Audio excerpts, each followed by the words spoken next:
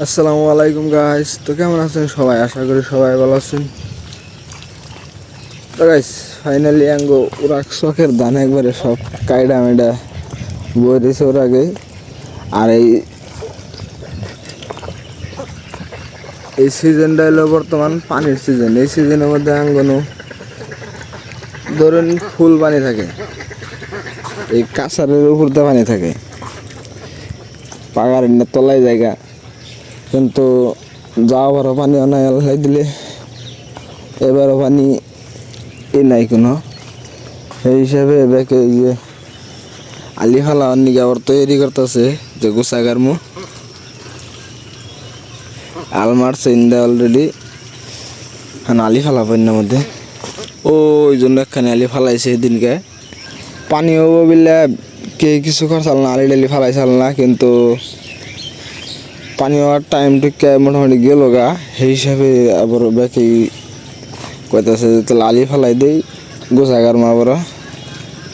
এই টাইমের মধ্যে এইরকম পানি থাকে, তার মানে ওভার পানি থাকে, কিন্তু এবার পানি নাই আসিল।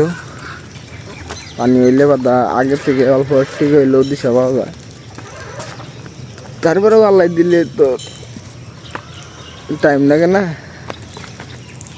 আল্লাহ যা করে ভালো নিয়ে করে। দেখা যাক কি হয়। গোসা দেখে গারবো এবার, দেখে আলি ফেলাইতেছে, আমিও গারবো একটা সিন্দির হান্ডু খালি।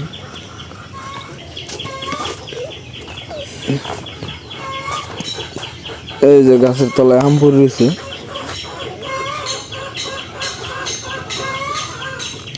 এই গাছে আমার বাড়ি গাছ তো উড়াই হারি না।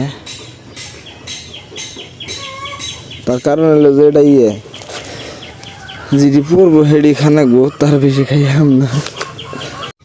সেদিনকে এই গাছে আমফার বানিয়ে উঠছিলাম, কিন্তু আমি বার হারলাম না, এটাই আর জ্বালায়।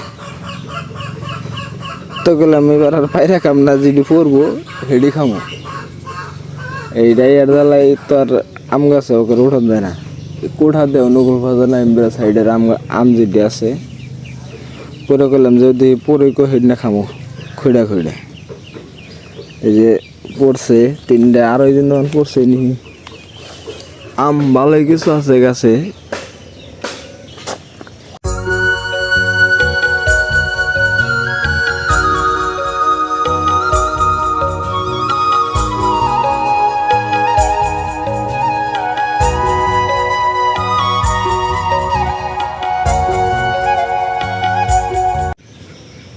দানা নিয়ে এলাম ফাইনালি দিবার নিগে।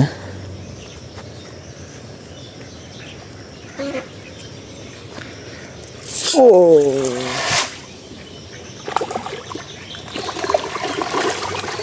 আয় পড়ছে মাছ, যতই দিম অতই খাবো। হ্যাঁ